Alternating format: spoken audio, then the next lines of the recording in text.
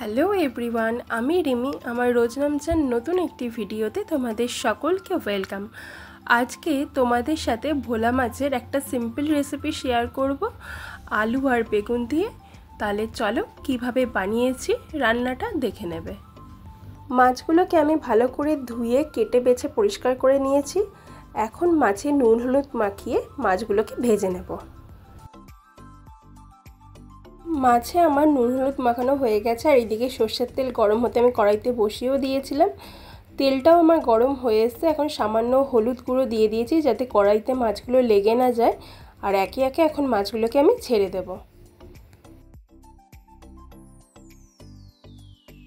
মাছগুলো আমার সবকটা ভাজা হয়ে গেছে, আমি একটা অন্য পাত্রে তুলে নিয়েছি। এখন এই তেলের মধ্যে আমি ফোড়নে দিয়ে দেব কালো জিরে, আর কয়েকটা আলুকে আমি লম্বা লম্বা করে কেটে রেখেছিলাম, আলুগুলোও দিয়ে দেব। সাথে দেব হচ্ছে ঝালের জন্য কাঁচা লঙ্কা, আর রঙের জন্য এখানে আমি কাশ্মীরি লঙ্কার গুঁড়ো দিয়ে দিয়েছি, পরিমাণ মতো নুন, সাথে হলুদ গুঁড়ো আর সামান্য পরিমাণে জিরের গুঁড়ো দিয়ে এখন আলুটার সাথে মশলাটাকে 1 মিনিটের মতো কষিয়ে নেব।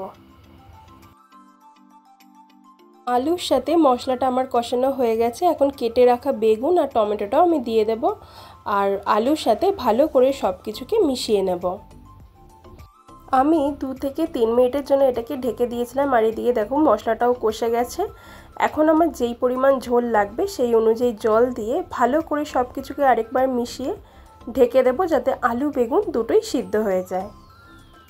আলু আর বেগুন প্রায় সিদ্ধ হয়ে এসছে, আর জলটাও ফুটে গেছে। ভেজে রাখা মাছটাও এখন দিয়ে ঝোলের সাথে ভালো করে ডুবিয়ে দেব, আর আবারও আমি এটাকে 1 থেকে 2 মিনিটের জন্য ঢেকে ফুটিয়ে নেব। আলু বেগুন দিয়ে ভোলা মাছের ঝোল আমার রেডি হয়ে গেছে। এখন ধনেপাতা কুচি দিয়ে তাহলে চলো নামিয়ে নিই।